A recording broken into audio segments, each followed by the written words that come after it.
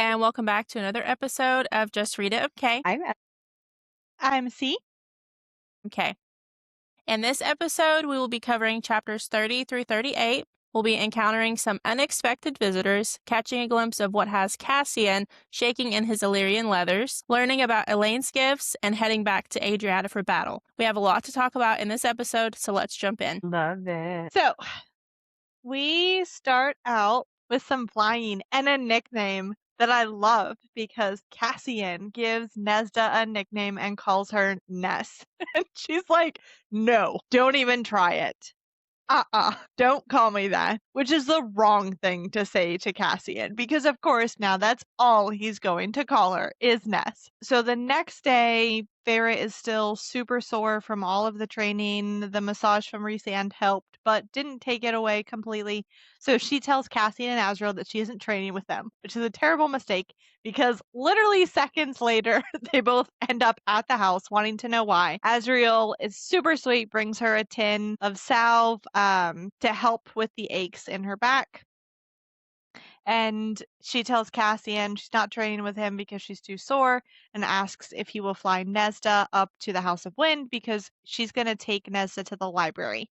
Nesda has not seen the main library in the House of Wind that Rhys took Farah to. So Nesda needs to be flown up there by Cassian because Farah cannot carry anybody just yet in her flying. She can't really fly yet either. She just kind of winnows up and then falls semi-slower than a normal person. She's in her Buzz Lightyear era. She's falling with style. That's all. I don't know what that means. Like Toy Story. I'm not flying, I'm falling with style. It's been a really long time since I've watched that movie. Rewatch. Okay. Fair enough. I'll add My it bad. to the list of It things didn't to do land. when I have time. Sorry, I didn't get your Toy Story reference. Meh, it's all good. It's not a Disney aged princess, myself so a I little don't bit. care. While Nesda, Azrael, and Cassian are at the townhouse, Elain actually comes in because they have sat down to eat breakfast. Cassian is eating around Nesda as she sits at the table. Not very polite, but it's just because he's trying to piss her off because that's their game. And before Nesda can actually say anything to Cassian, Elain chimes in and says he snapped your wings, broke your bones. She's talking to Cassian about what happened to him in Hybern. So she's again kind of doing this little riddle speaking that she has started doing recently. And Cassian's response was, it'll take more than that to kill me. And Elaine's immediate response is, no, it will not. Which I'm just like, okay, is this foreshadowing? Like, what the heck? Which he does get very hurt in the end of book 3. So yeah, I guess foreshadowing for that. And then Azrael, of course, kind of swoops in and takes Elain back out to the garden. And then this is when Cassian turns to Nesda and says, ready for some flying, Nez? And she's like, don't call me that. And his eyes light up with the challenge of getting to call her that from now on. And I love it because Farah's initial response to that encounter, them already starting to bicker, is to immediately winnow out. She's like, that is a little bit of payback to my sister, and her general attitude is that I'm leaving her to deal with Cassian and his snarkiness this morning. So Farah and Nesda go to the library. I think it's really neat that Farah kind of gives Nesda a lot of the same information that Rhys had given her when they first went. She tells her all about the priestesses and what they had done to the what Rhys had done to the library to make it a safe space for the priestesses, for them to come and heal and overcome the trauma that they've dealt with in their past. And also that when the war comes, that they're going to open the gates of Valaris and offer the city as a safe refuge for any humans or fae who need it. They talk about how will Nesda know what books or what bits of information are going to be beneficial for them. Nesda's response is, I don't know, I just do. Amren told me to see if the information clicks. And Farah thinks that it's amusing that she hadn't told Cassian any of this when he asked, not out of spite, but because Nesda doesn't actually know how she's going to know the correct information, and that's a fear that she won't be able to figure it out, and it's a little bit of a vulnerability for her. And so she didn't tell Cassian, not out of spite, but because that was a vulnerable piece of her. It was a lack of control, and Nesta does not like lack of control. Feyre starts telling Nesta she can stay up here, and Feyre will go get some books and bring them back to her, and Nesta says, no, I'll go with you. So they start heading down into the library, going around and around the walkway. We get a little kind of heart-to-heart conversation with them. I say heart to heart, it isn't like mushy heart to heart. It's just very truthful in the sense that Nesta tells her, I didn't know that you couldn't read.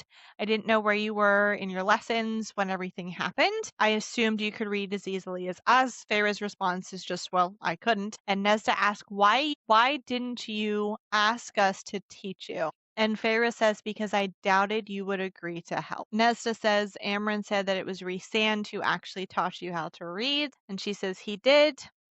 And then Feyre feels like maybe because they're so far beneath the world, so far under the ground in the darkness, it was just the two of them in the darkness for company, that she feels comfortable asking why Nesta pushes everyone away but Elain.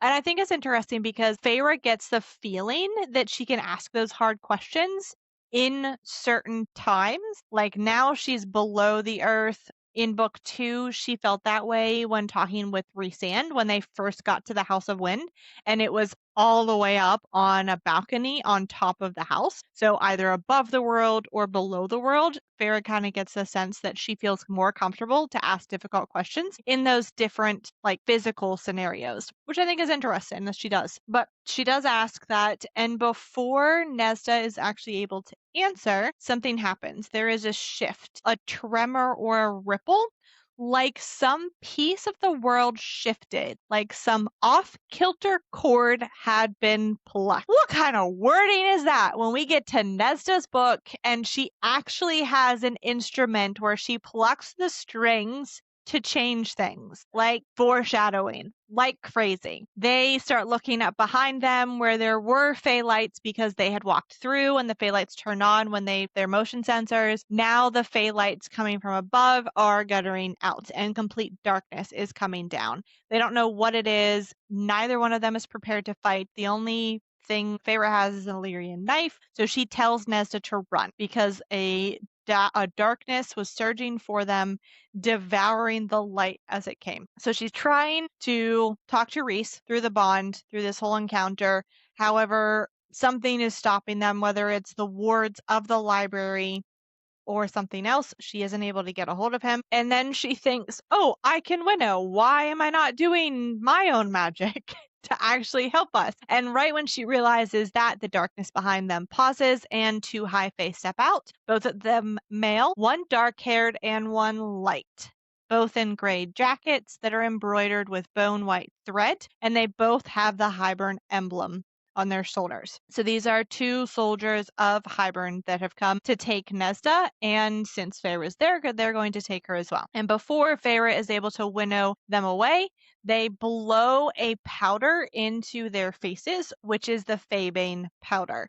Now it's no longer just a medal, where we saw it as gauntlets on the flying adders as they came to destroy Valaris, or as handcuffs. Now it has actually been ground up into a powder that they're using to blow into Feyre and Nesta's faces so that when they breathe it in, then it goes into their system and actually stops their magic. So now Feyre and Nesta can't use their magic. Then they turn around and run. And as they're running, they're being chased by these two ravens. They're the king's ravens. That's how they describe themselves, his far-flying eyes and talons.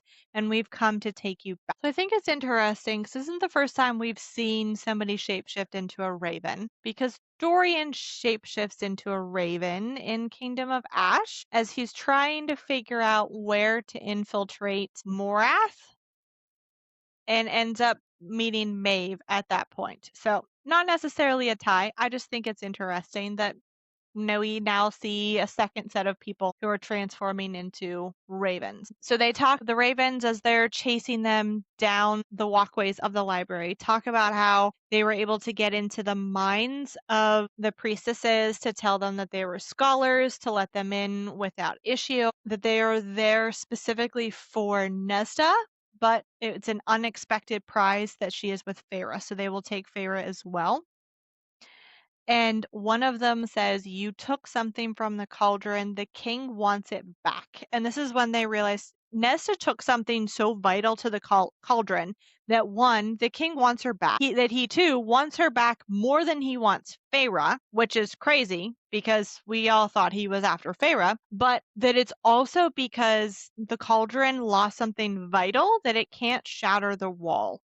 That's why the Highburn royals were looking for holes in the wall to exploit, because the cauldron is not to its full power because of what Nesta took. Feyre has a chance to lay out her options as they're running, which I love because we've talked about it multiple times. Feyre combining her previous street smarts, her hunting skills and abilities, and everything that she's learned with all of the training from Azriel and Cassian and Rhys and everything that she's learned since coming to Prythian. So she's laid out her options. She can try and fight them hand to hand, but she doesn't have any magic and she only has one weapon, one knife. This is probably not the best idea because looking at them physically, they are very strong, very fit. So she doesn't think that's a good idea. The other options are they can run back up because they're coming to like a fork in the road. They can turn right and run back up, but there are priestesses up there and she knows they will get hurt if they come back up and if Rhys doesn't make it to them at that point. So she decides their best option is for them to go left, which is down all the way to the bottom of the library and the darkness that lives below. So Feyre and Nessa, they do make it to the eternal blackness of the pit at the heart of the library and into the arms of whatever lurked inside, is how Feyre describes it. But I think it's really interesting because as they're running farther and farther into the pits of the library, Feyre mentions the smell turning musty and damp, the air thickening, and the darkness like dew on my skin. So I think it's interesting because we've talked multiple times about what Feyre smells. And I think it was interesting because in the spring court, we talked about her smelling rot and that the pages smelled like rot to her. But now she's in a section of the library that's probably one of the oldest, at least in the Night Court, possibly in all of Prythian. And she's not smelling any mold there. It's musty and damp, but not moldy. So just interesting tidbit. While they're running, Feyre is telling Nessa not to stop. The ravens behind them are just kind of taunting them, talking, going through and like essentially giving them information that they probably shouldn't be giving out, but we're happy to get it. So they do start talking about the human queens and what happened after Nessa and Elain went into the cauldron and after they all left Highburn at the end of book 2. And they say that the youngest one, that pinched face B word, went into the cauldron first, practically trampled the others to get in after it saw what the cauldron had done to you and your sister. The cauldron, it knew that something had been taken from it. It's not sentient, but it knew and it was furious. And when that young queen went in, yes, it gave her immortality, it made her fey, but since something had been taken from it, the cauldron took what she valued most, her youth. A young woman went in, but a withered crone came out. And then at this point, Feyre remembers what Elain said. I saw young hands withered with age. And the ravens go on to say, and now the other queens won't go into the cauldron for terror of something that happening to them too. The youngest one, oh, you should hear how she talks, Nesda, the things she wants to do to you when Highburn is done. And then Feyre remembers, Elain said 2 ravens were coming, one dark and one light. And now she's realizing that Elain can sense these things. Not quite understands what the power is that Elain has, but Feyre at least understands that she can sense things, predict things. So they keep running deeper in. And the ravens are getting frustrated because they are still running. It's taking a little bit longer than they anticipated, and the King of Highburn is waiting for them to retrieve them. And Feyre kind of taunts back to them over her shoulder. I'm shocked he could even muster the strength to break the wards. He seems to need a trove of magical objects to do his work for him.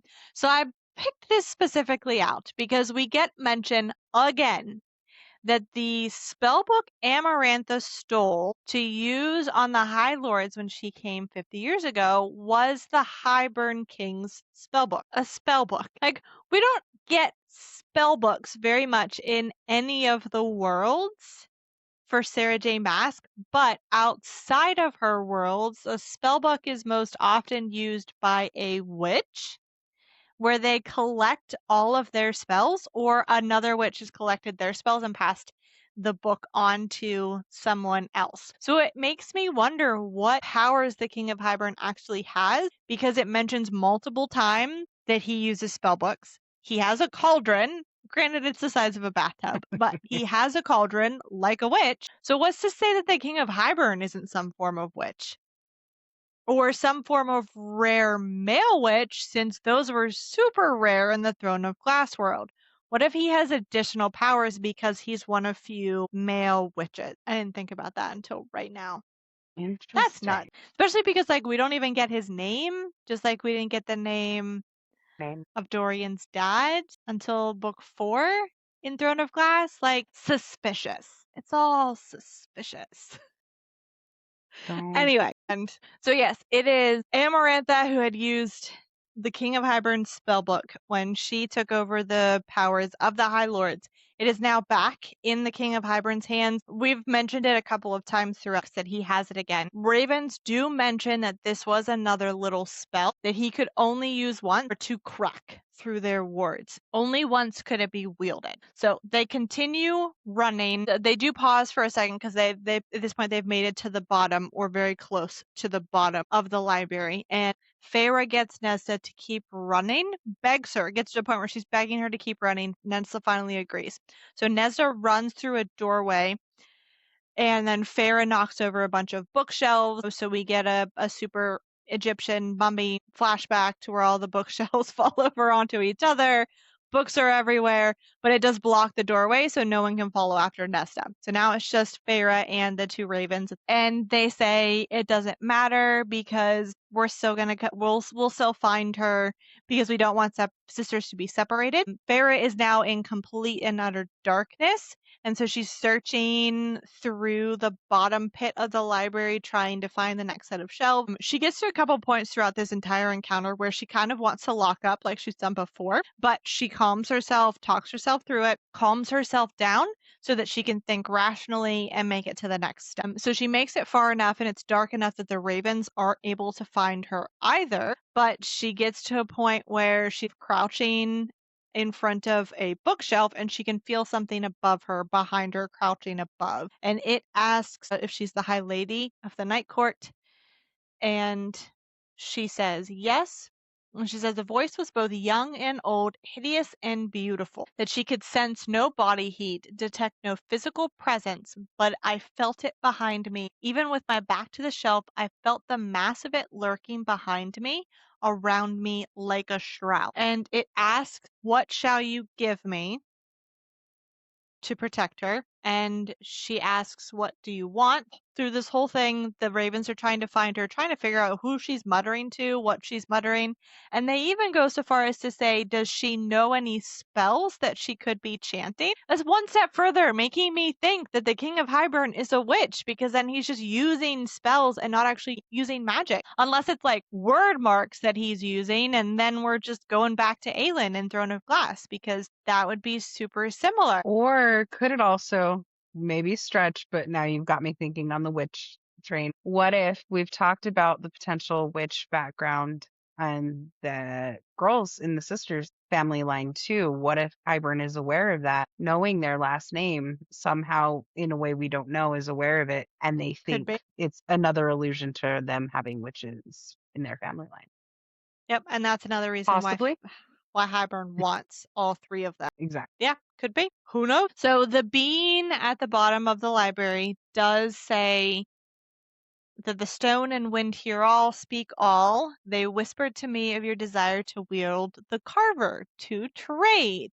So again, we have confirmation that what Amren said, the wind and the rocks have ears and they will tell somebody, here is one of those beans that they told. And I think it's interesting that the bean says, I knew the carver once long ago before so many things crawled the earth. So this bean is older than the High Lords, just like the bone carver is. And it came here, we don't know if it came about the same time as the bone carver, but it came here a long time ago to the point where they knew each other or knew of each other. And the bean says that he wants it. Apparently, it's not a he. We found that out recently. It's not a he. It is a she. The bean says that she wants company. Send me company. And Feyre's like, oh gosh, to eat them? And it says, no, to tell me of life. And as soon as the ravens see her, finally find her, Feyre says, okay, it's a bargain. She can feel her forearm, a tattoo that tingles there because Rhys had told her in book 1 that bargains in his court are marked with tattoos. So now she has an additional tattoo to mark her bargain with this being. And she says, the thing behind me, I could have sworn I felt it smile. And then it asks if it should kill them. And she says, yes, please do. And then light sputtered before me because they have come into view and they have a fey ball of light.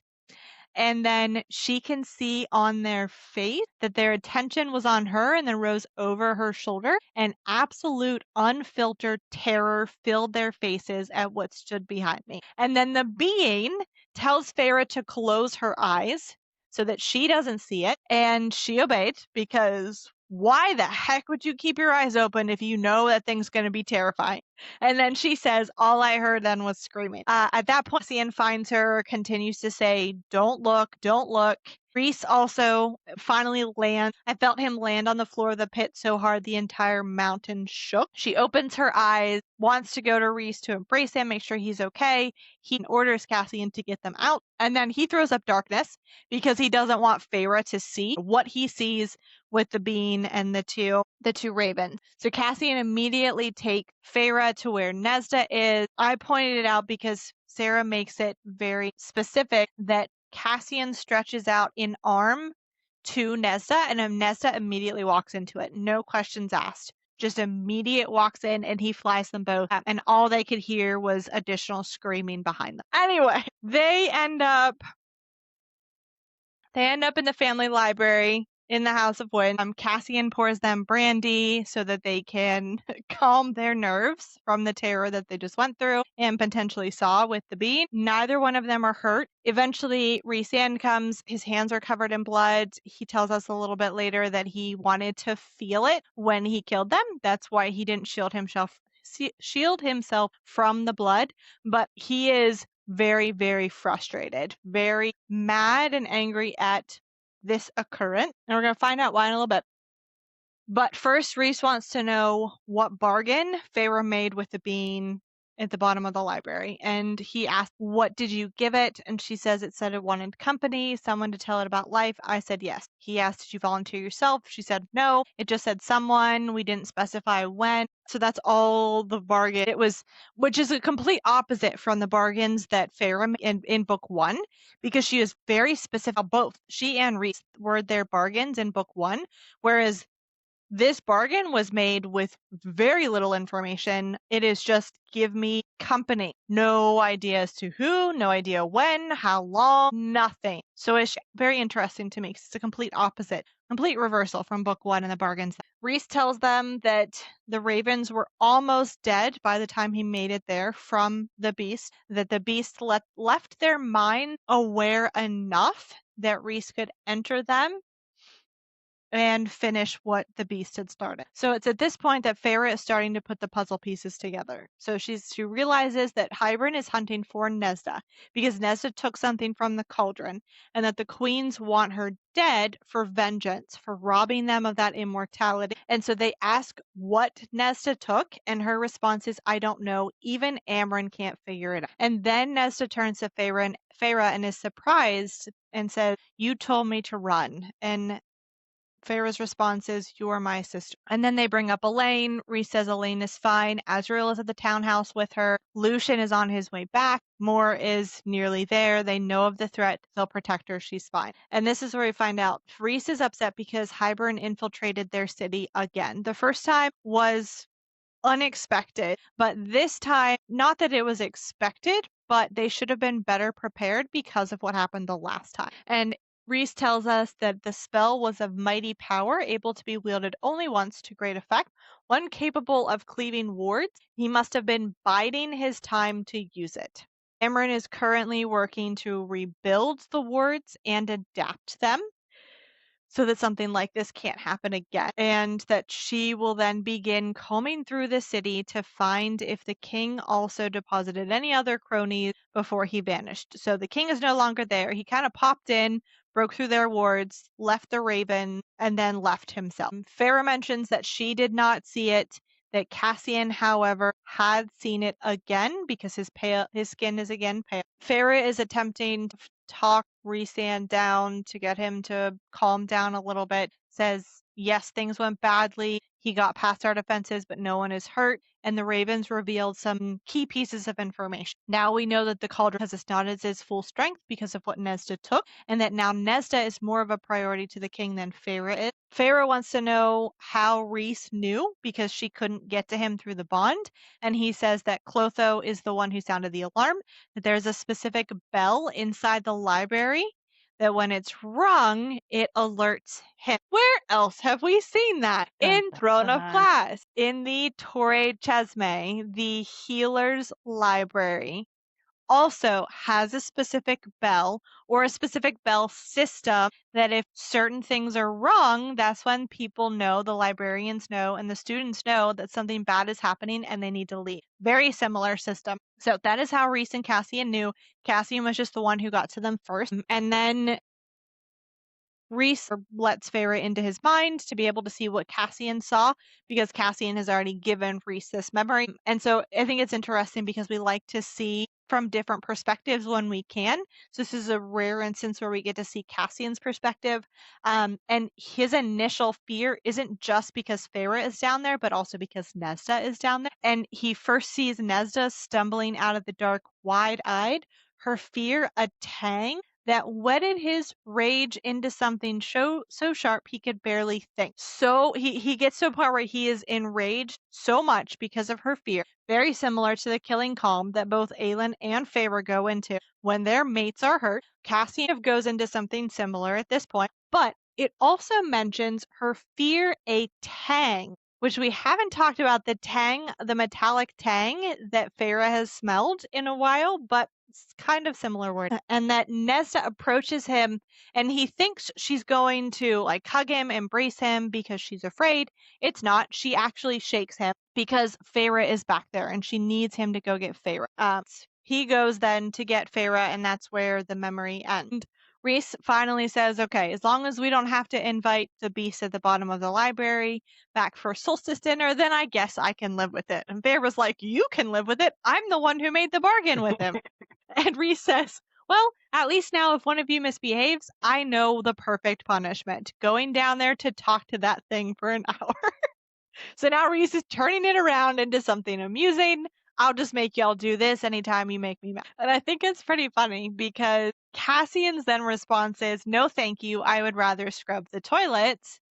And then Rhys's response is, well, your second encounter seemed less harrowing than the first. And Cassian's response is, because it wasn't trying to eat me this time around. And you're gonna, I hate to say this reference because I know you're not a Lion King fan, but again, reading this, boy. I hope, Kay, you're getting where I'm going. The first thing I thought when I saw that was Pumbaa running from Nala.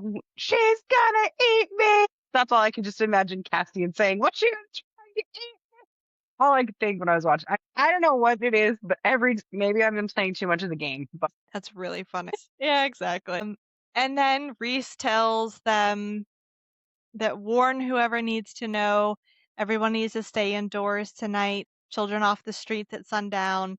None of the palaces will remain open past moonrise. Anyone on the streets faces those consequences because Amren is going to be on the hunt tonight. But I might be stretching a little bit, but I'm going to go back to my biblical reference because it's like in Egypt when they tell everybody, all of the Jews to stay in your houses or to paint the lamb's blood on your doorsteps and don't come out because something is going to come through and kill things. Yet this is very similar. Amren is coming through and she's going to kill things, and based on what we learned of Amren in the last set of chapters, like she may not feel as much as everybody else does. She may not care if she'd accidentally kill someone who's actually good. Like I said, a little bit of a stretch, but that's what it reminds me of every time I read that. They come to the conclusion that they're not going to tell anyone about this second attack from Hybern. that they don't want it to get out, because the first attack they handled really well when Hybern attacked Valaris, but this one they should have been able to anticipate a little bit better. And so because of that, they don't want to hinder the front or the unified frontier that they're trying to paint for the rest of the High Lords. They're all in the townhouse. All of the inner circle, as well as Nesda, Elain, and Lucian, are all sitting there discussing that they're not going to talk about this attack because they don't want it to hinder any possible alliances with the other High Lord. Elain then quietly says the queen might come, and then there's absolute silence because no one knows what she means. So Nesda asks what queen, and Elain says the one who was cursed. They assume that that was the young queen who went into the cauldron and came out old. And then Elain says, no, not that one, the other. And they're like, what other queen? And that's when they remember that there is a sixth queen that they had originally been told was ill. And then the lioness queen told them she was not ill and to not believe the other queens in regards to her. So Azriel then asks, what other queen? And Elain says, the queen with the feathers of flame. And Lucian starts to ask if she needs something. And I love this part because Azriel cuts him off. And he's like, no, she doesn't need anything. She needs you guys to stop worrying and shut up and actually listen to what she's saying. So it's at that point that Azriel is the one who put all the pieces together and realizes that they are the ones who need a seer to be able to predict the future a little bit, and that the cauldron had made her a seer.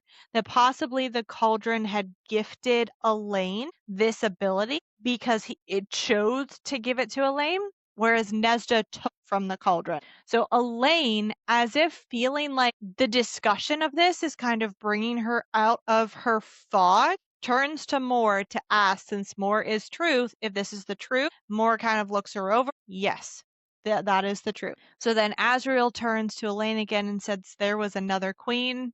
Question mark.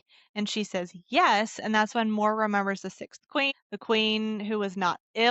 And it multiple times Farah is watching Elain throughout this encounter, and she mentions a couple of times where Elain goes from looking foggy to clear, back and forth, as if the realization of what she is and what all of these kind of dreams are, because she talked about being in like a dream state a lot.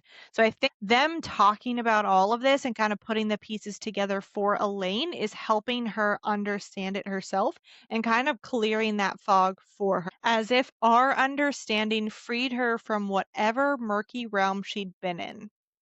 Azriel asks, so the sixth queen is alive? Elain says yes. And then she tells them that they sold her to some darkness, some sorcerer lord. I can never see him what he is, but there is an onyx box that he possesses, more vital than anything save for them, the girls. He keeps other girls, others like her, but she kind of is starting and stopping, speaking in riddles a little bit through all of this as well. By day, she is one form, by night, human again. So she is essentially a firebird by day and a woman by night. And Elain can hear her screaming with rage, utter rage. Mor asks if she knows why the other queens cursed her and sold her to him. And she says, no, that is all mist and shadow. She does say that there is a lake deep in the continent, hidden amongst mountains and ancient forests, where he keeps them all at the lake. Whereas the human queen is now a firebird during the day and human at night. The others their feathers are white as snow. They glide across the water while she rages through the skies above. So it leads me to believe that this is a group of women who have been turned into swans during the day, like Swan Lake or the Swan Princess, and are women at night, except for this one queen who is actually a firebird instead of a swan. And that's when Azriel gives us a little bit of information on the territory that queen ruled. There isn't a whole lot of information. We do know that the name is Scythia, that it lies along the wall on the eastern side, so like the farthest side away from Prithian, that she was young, probably in her mid-20s. It was the smallest of the human queen's realm, but rich in trade and arms, and that her name was Vasa. They couldn't get a full name for her, but just that she went by Vasa. And Rhys have considered she must have posed a considerable threat if the queens had turned on her, considering they were looking to work with Hybern. If she didn't want to work with Hybern and posed a threat to them, then that's why they probably sold her to this sorcerer. So they come to the conclusion that if they can find her, she might be able to either lead a group of her own army, her own soldiers, to help them with the war against Hybern, or she can be a testament to the other human to either fight for them or at least not fight for Hybern. So she might be able to assist them at some way for this. They argue a little bit on what they should focus on, if they should send someone to go and try and find her. And Moore immediately says she will go. And again, we get instances where both Cassian and Azriel and Rhys are very against Moore going to the human realms. We talked about it in the last book that she didn't go to visit the human queens when they went to see them. And we weren't quite sure why, if it was just them protecting her or if it was a specific reason. So eventually Rhys does put his foot down and say, no, you're not going. But Moore brings up Elain is getting these visions, most likely as a warning or as a way to say, hey, you need to look into this because it'll be beneficial for you at some point later down the road. And we find out that it is important that somebody goes to try and find her. So because no one in their group has the time to be able to go and look for her, it is actually Lucian who volunteered to go assist to try and go find the sixth queen and bring her back. Rhys, of course, asks, well, why do you think you're the best option? What do you bring to it, as a commander trying to decide who's going to be the best option? Lucian's response is, with his eye, he can ascertain different things, spells, glamour. He may even be able to break her curse or at least do something. He says, I don't belong in the autumn court and I'm not welcome at the spring court. He starts to say home, but it's no longer his home. So he doesn't think he is welcome at the spring court anymore. And he doesn't want to just sit around at the night court. He wants to actually do something again. So he says, I might as well go. You might as well send me because I am expendable. Rhys says, I can't spare an army or any soldiers to be able to help or protect you. And Lucian says, I don't need it. I'll travel faster if I'm alone. And so they agree that he can go, that they'll essentially provide him with whatever he needs to go. And Rhys tells him, I'll winnow you, a certain distance, because Rhys can winnow further than Lucian can, and then it's up to him after that. And I think it's interesting that Feyre mentions she hadn't heard him be so assertive in a very long time. So Lucian finally has a purpose again outside of Elain and his mate, and it is going to help find Vasa and potentially bring in more allies for this war. Then we kind of shift, and Rhys and Feyre are up in their room debriefing is what I'm going to call it. Debriefing again, discussing their dinner, being a couple. And Rhys is really upset about everything that happened. What is the point, he says, in having all of this power if I can't protect those I care for the most, if I can't protect the city and its people, if I can't even detect an oncoming attack or when Hybern breaks our wards again. And he's really upset because it has now not ruined the library for the priestesses, but it is no longer a complete place of refuge for them because now there is a little bit of fear that's been added because of the issue to death. He even talks about, well, maybe this is my punishment for taking Valaris away from Moore and granting access to Keir. And Feyre says you can't think like that because it's not going to end well because you're just going to go around and down even further. And he says, well, I'm not angry about the bargain, just in case you were wondering. And she's like, oh, I know, I was, but it's at least enough to help bring him out of the funk a little bit. And she says, this was a difficult day. None of it was good,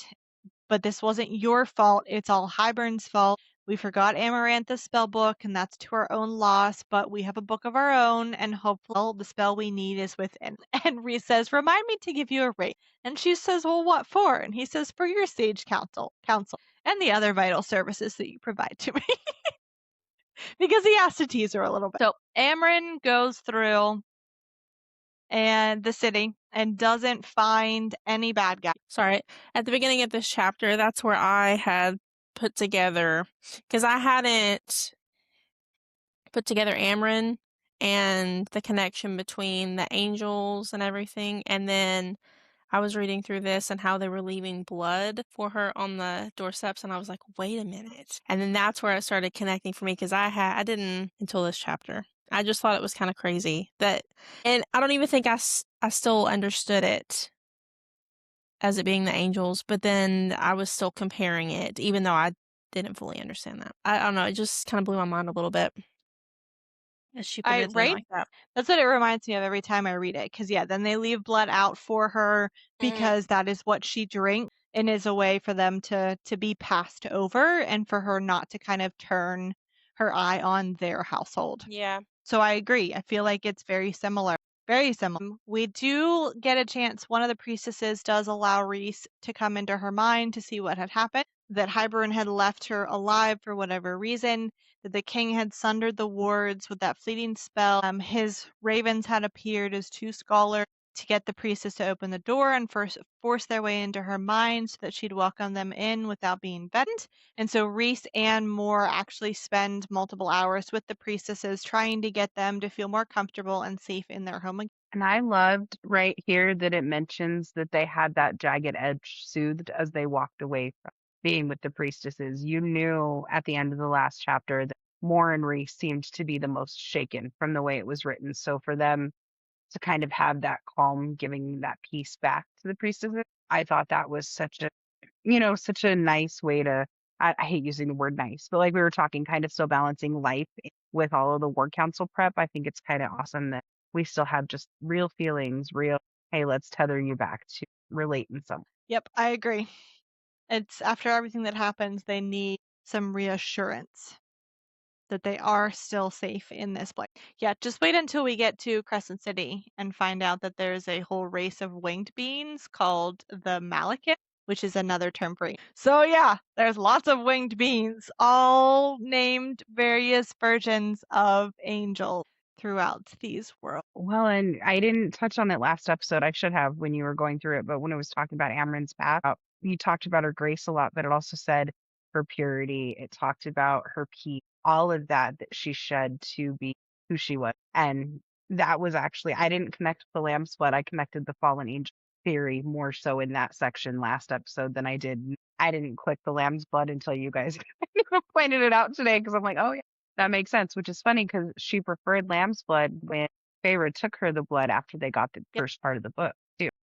And Feyre And it asked was interesting what that her was preference outlined. was. Mm-hmm. Yeah.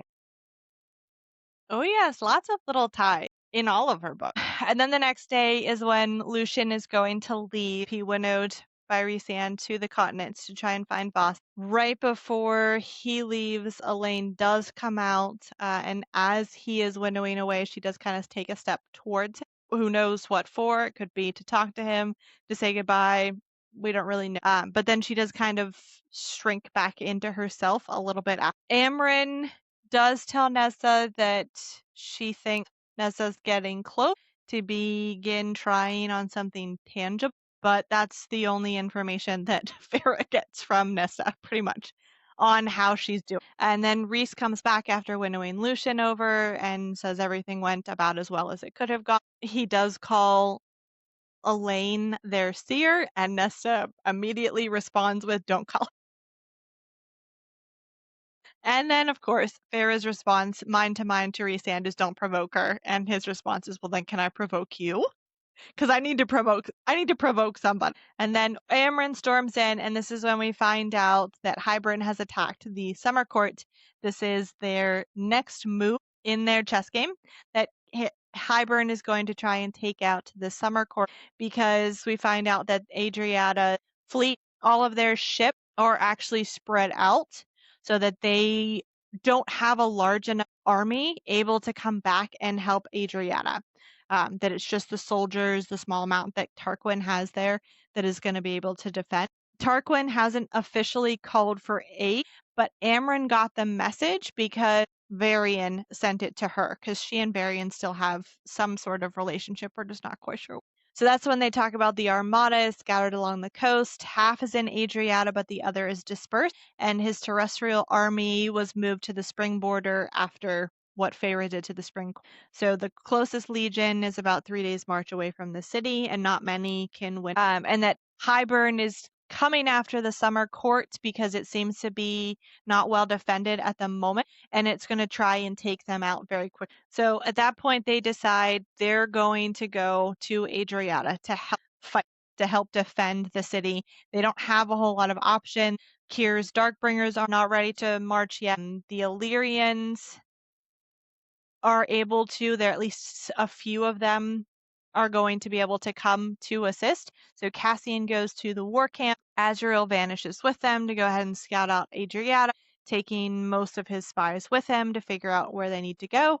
And then Moore arrives moments later, completely dressed up in all of her armor. And that's when she and Feyre decide that they're also going to go. Nesda is a little surprised that Feyre's going to go fight, but Feyre has been training and she's gone into battle a couple of times now, into small battles, but she is willing to do it because she has to. And Nesda says, well, what do you know about battle? And Moore says, well, I know plenty, but this is going to be very different because they're trying to take over the city, much like how they attacked Valaris. This isn't a structured battle that they're going in. I like that the signal for them to leave and follow the Bat Boys was Reese's concentration was there, and she got just a quick, hey, we're back, let's go. But you could feel his concentration was not going to be broken, and it was time for him to go. So they just like ready. And then they winnow directly to the cast that Reese and the Illyrians had already joined in. By the time they had gotten there, they're already starting to fight the Hybern soldier. That Moore had winnowed them to a barren top of the hills, flanking the moon-shaped bay of Adriata, so that they can kind of get the lay of the land, figure out what is being done and how they can actually help. And that it's definitely on a larger scale than what Feyre has seen before in regards to what happened in Valaris. There's a lot more of Hybern's fleet that have come to try and take over Adrian, but more of while standing up there with Feyre, kind of pointing out different things to Feyre. So she talks about Tarquin's fleet versus Hybern's fleet in the water. She talks about there are no other courts that have come to assist. It is only that. That Reese's power was already either spent or that they had something working against it, probably the Fabane, which is why he hadn't been able to just pop in and like missed everybody because of the Fabane that the soldiers are most likely using. And then they get confirmation, like you said, from Rhysand that they can come to the palace and start fighting.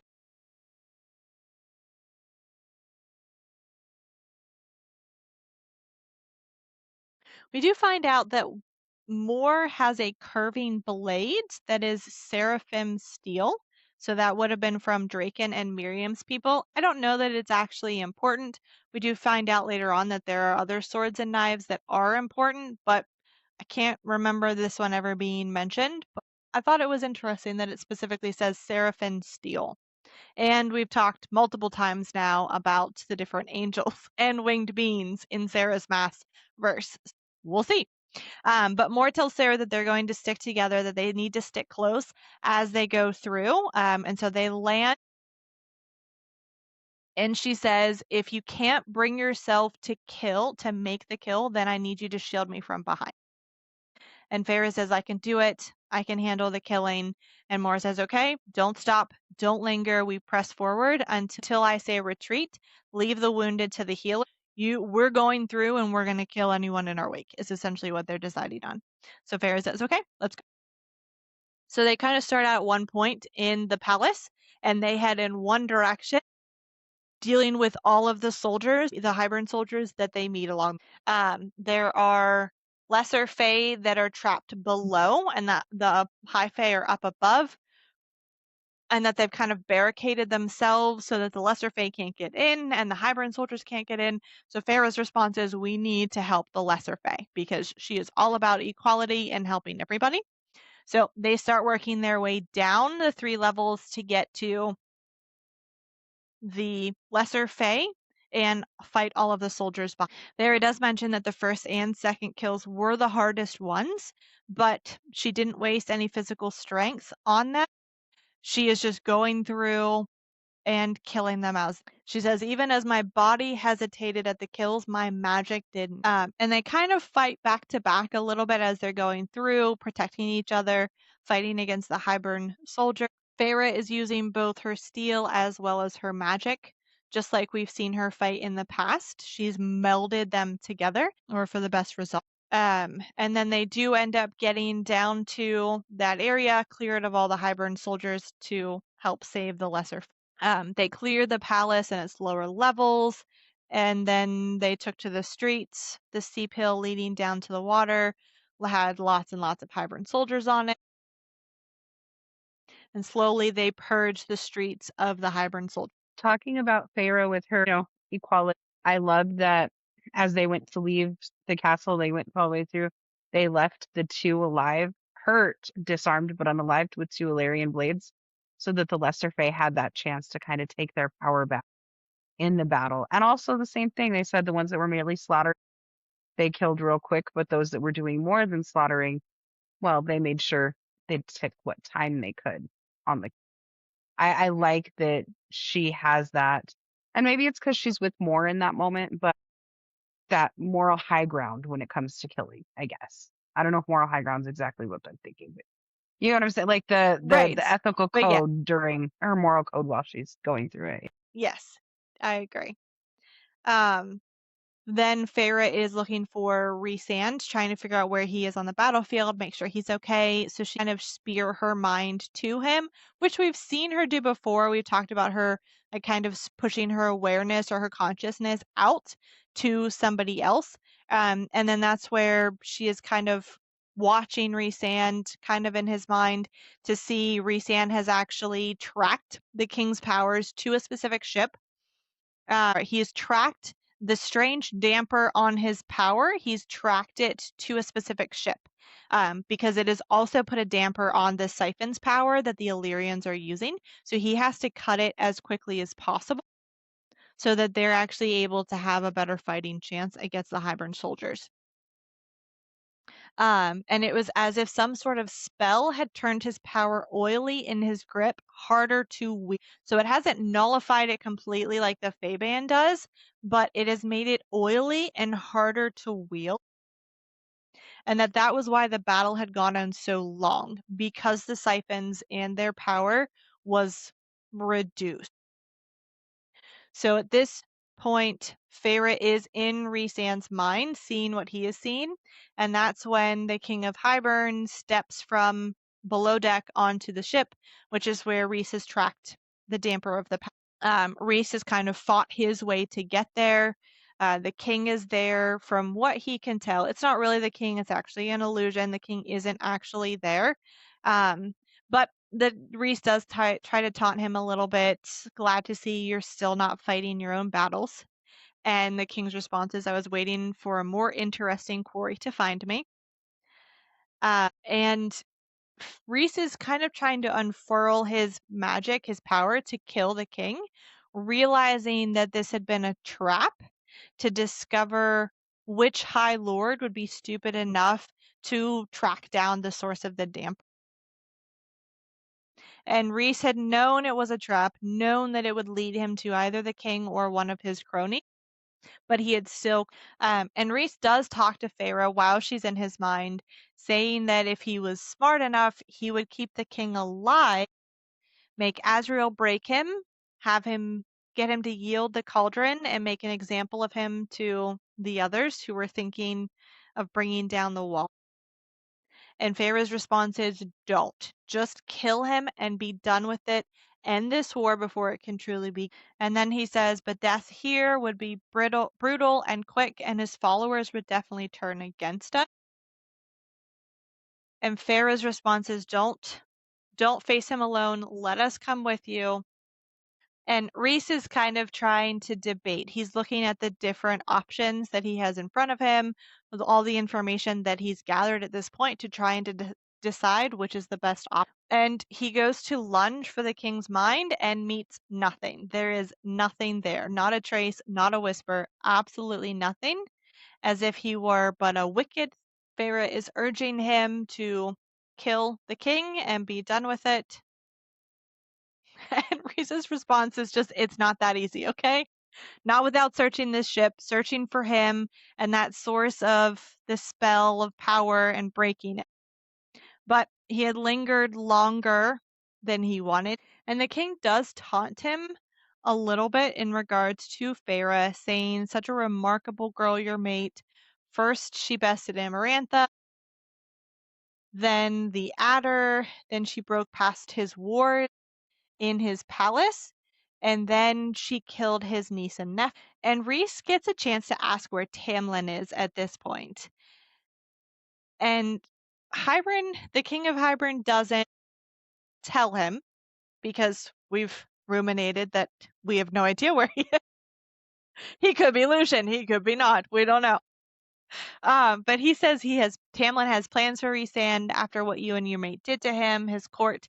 What a mess for him to clean up, though she certainly made it easier for me to plant more troops in his land. And Rhys realizes as the king's taunting him that the king knows where all of Farah's powers came from.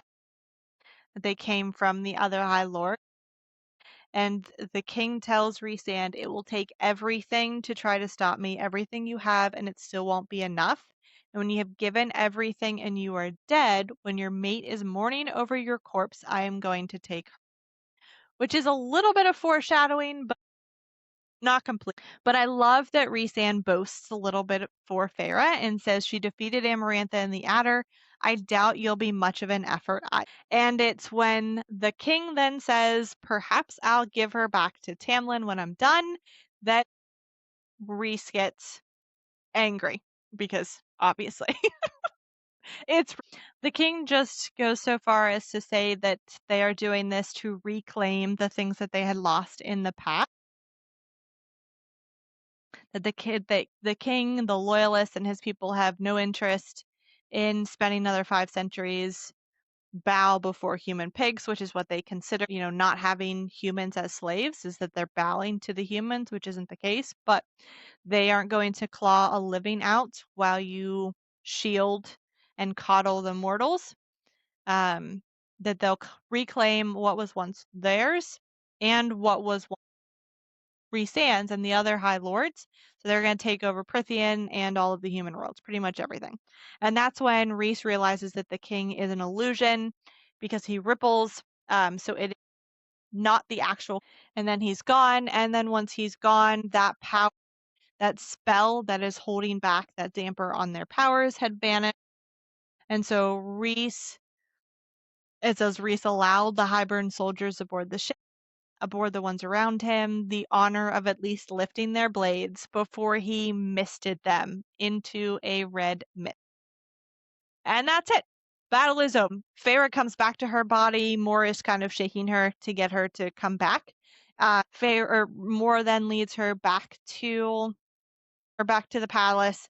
Tarquin and Rhysand's powers had been unleashed after the king vanishes, and so they're able to take out the rest of the Hybern soldiers. And this is the first. I mean, yes, Farah was in a battle when Hybern came to Valaris, but that wasn't an actual battle, because in all reality, it was just the 4 of them, Cassian, Rhys, Farah, and Amren, who were fighting against the soldiers when they came to Valaris, whereas this is actually 2 armies plus the Night Court bringing in the Illyrians. So it's more of a battle for a war than what Farah has seen in the past. So she's kind of thinking through that as she and Mor are heading back to the palace, that she can't imagine what 7 years of this would be like, because that's how long the war was 500 years ago.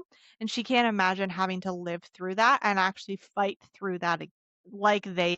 But she does realize that she will kill again and again to protect those who are less fortunate and those that she cares about.